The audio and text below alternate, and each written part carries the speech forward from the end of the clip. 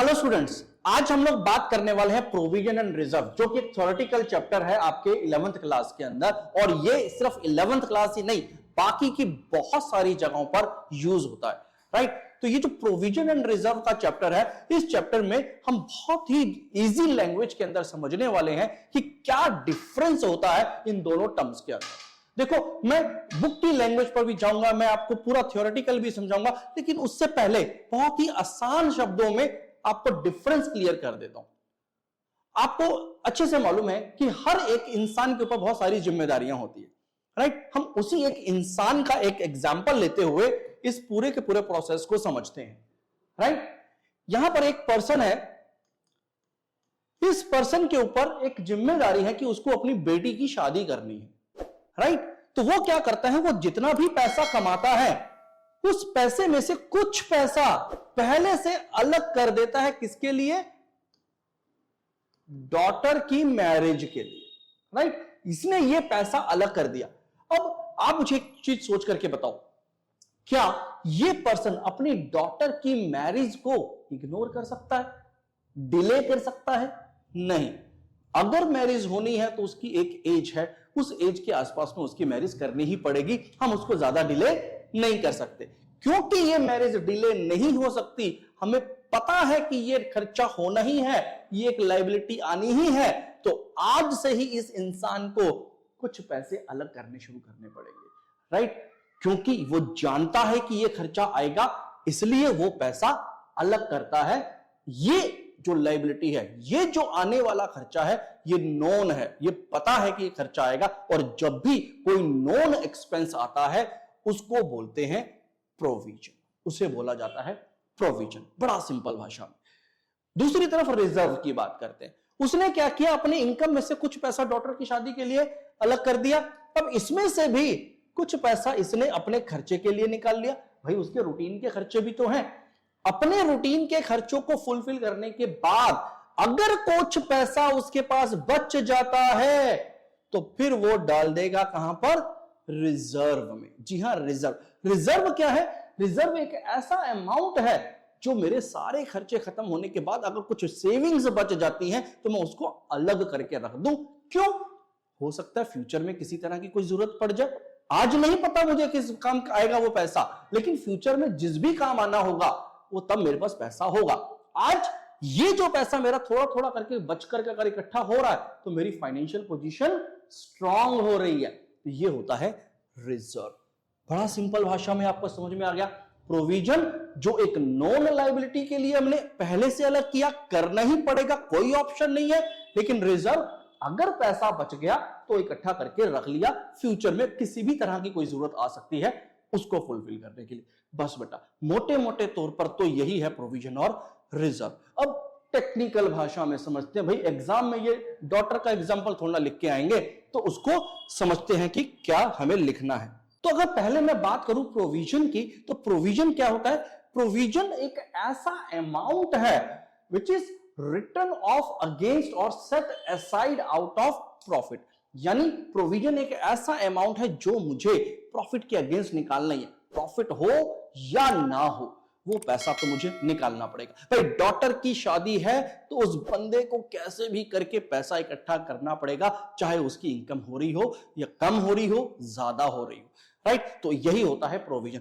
The word provision is used to denote an amount written off against or set aside out of profit. यानी profit से अलग हट करके हमें सोचना है, प्रॉफिट हो या ना हो वो पैसा निकालना है। It is created to provide for a non liability. भाई, नॉन है, पता है मुझे किस बात के लिए ये पैसा मैं इकट्ठा कर रहा हूं, उसे ही बोलते हैं प्रोविजन, ठीक है। और इसका अमाउंट हमें फिक्स नहीं पता।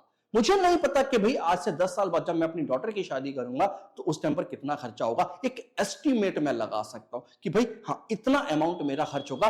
उस अमाउंट को इकट्ठा करने के लिए मुझे हर महीने या हर साल कितना कितना पैसा अलग करना, वो एक अंदाजा लगा सकता हूं, एस्टिमेट कर सकता हूं। आई होप आपको ये प्रोविजन का मतलब तो अच्छे से समझ में आ गया होगा। आगे बढ़ते हैं और इस प्रोविजन के बारे में कुछ और फैक्ट्स की बात करते हैं। देखो, जो कि आपको समझने हैं, याद करने हैं, आपके एग्जाम्स में पूछे जाएंगे। There are some important facts that we should remember regarding provision. पहला है it is a charge against profit. Charge against profit का मतलब क्या है? चाहे प्रॉफिट हो या ना हो, ये पैसा अलग करना ही है, that is called provision. Can only B estimated, accurate amount नहीं पता, अंदाजा लगा सकते हैं, उसी हिसाब से अलग करेंगे। Provided for meeting N expected loss और लायबिलिटी, किस लिए इकट्ठा कर रहे हैं? कि फ्यूचर में हमें एक्सपेक्ट कर रहे हैं, हमें मालूम है कि कोई लॉस या एक लायबिलिटी आने वाली है। It is created with a definite objective but the amount charge for it depends upon assumption और एंटिसिपेशन।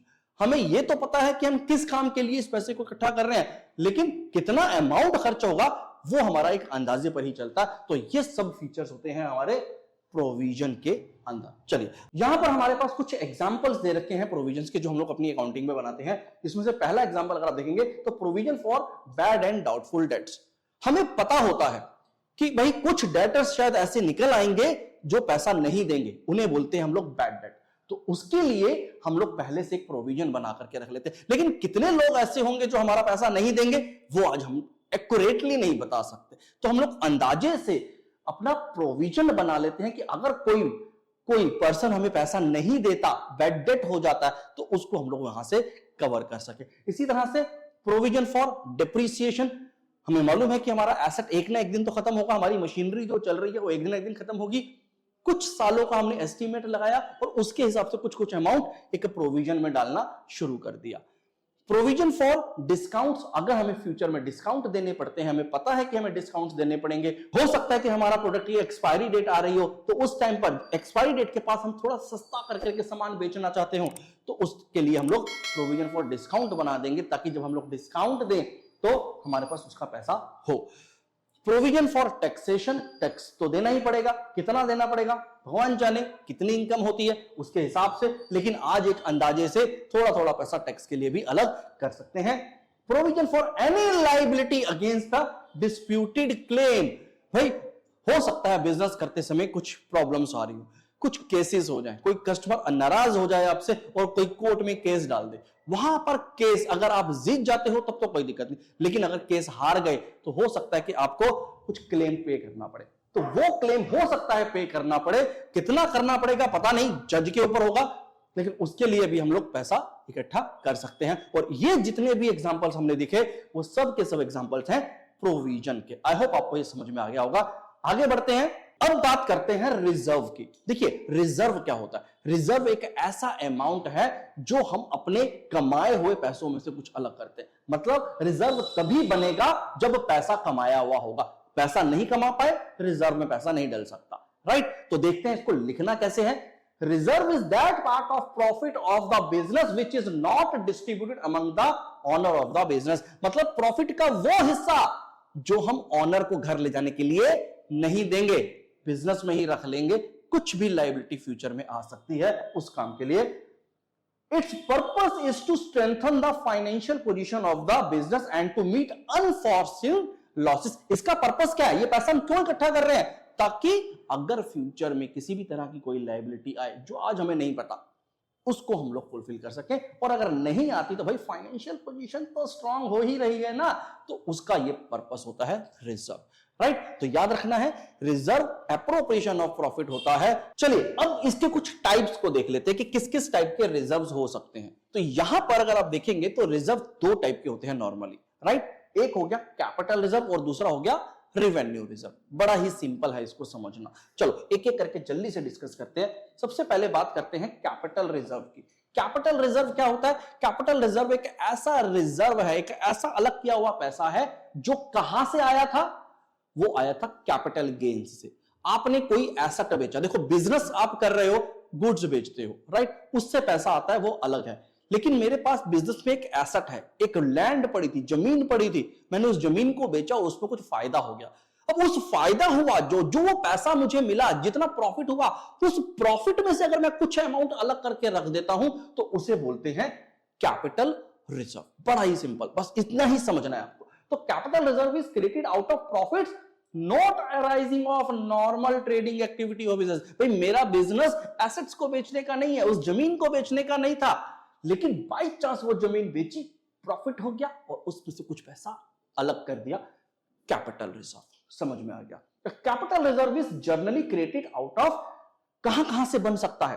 पहला, प्रॉफिट फ्रॉम द सेल और रिवैल्यूएशन ऑफ फिक्स्ड एसेट्स, किसी भी एसेट्स में कोई प्रॉफिट हुआ उससे निकाल सकते हैं, या profit made on for feature and re issue of shares, भाई मैंने अपनी कंपनी के शेयर्स को री इश्यू किया, पहले किसी के शेयर्स फॉरफिट किए फिर री इश्यू किया, उससे जो गेन हो गया, उसमें जो प्रॉफिट हो गया, उसका पैसा रिजर्व में मैं डाल सकता हूं।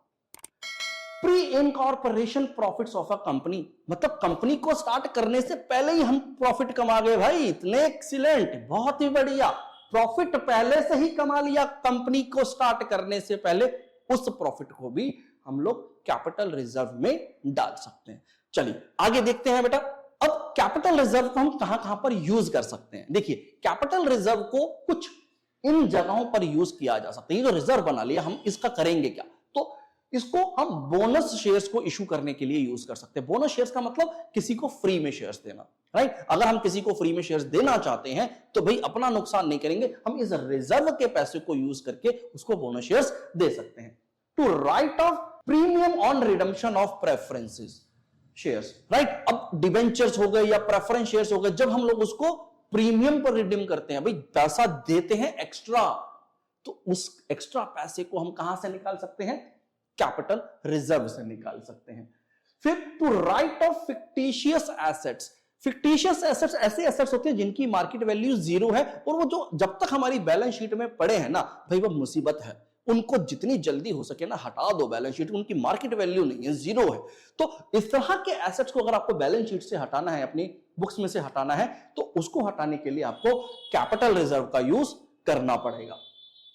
To write off expenses losses on issue of securities, अगर सिक्योरिटीज का मतलब होता है जैसे कि शेयर्स आपने इशू करे, अगर आपको शेयर्स को इशू करने में कुछ खर्चे होते हैं तो उन खर्चों को भी आप कैपिटल रिजर्व से कवर कर सकते हैं, राइट ऑफ कर सकते हैं, हटा सकते हैं। समझ में आ गया? चलिए आगे देखते हैं। दूसरा टाइप ऑफ रिजर्व होता है रेवेन्यू रिजर्व। अब रेवेन्यू रिजर्व क्या है बेटा? ये वो पैसा है जो हमने अपने बिजनेस एक्टिविटी से कमाया और उस पैसे में से कुछ अलग कर दिया, एक रिजर्व बना दिया। तो revenue reserve is created out of profit arising of normal trading activities, business करके जो कमाया उस पैसे में से कुछ अलग कर दिया, रेवेन्यू रिजर्व हो गया। ठीक है? और ये जो अवेलेबल होता है डिविडेंड के रूप में, डिविडेंड का मतलब ऑनर्स को देने के लिए, ये जो पैसा है एक्चुअल में ऑनर्स का है, हम ऑनर्स को नहीं दे रहे हैं, अलग कर रहे हैं। कल को अगर इस फंड की जरूरत नहीं पड़ती तो फाइनली वापस किसके पास जाएगा? ऑनर्स के पास जाएगा। चलिए, general reserve, investment fluctuation reserve, asset replacement reserves are some common example of revenue reserves. ठीक है? तो ये कुछ हमने एग्जांपल्स की बात करी। आई होप आपको ये प्रोविजन ऑन रिजर्व का एक छोटा सा वीडियो देख करके ये पूरा चैप्टर समझ में आ गया होगा। बस बेटा इस चैप्टर में से ज्यादा कुछ है नहीं, अगर आपने इसको समझ लिया है तो आपका ये चैप्टर रेडी है। अगर थोड़ी सी कसर है तो एक बार दोबारा से इस वीडियो को देखें और ये चैप्टर आपका रेडी हो जाएगा। अगर आपको ये वीडियो पसंद आया तो अपने दोस्तों के साथ शेयर करना ना भूले। भाई भलाई का जमाना तो आना चाहिए ना, कभी कभी थोड़ा भला दोस्तों का भी हो जाए। और अगर आपको पसंद आ रहा है तो लाइक करें और सब्सक्राइब कर दें ताकि अगले वीडियो में आप एक नई चीज को पढ़ सकें। Thank you very much.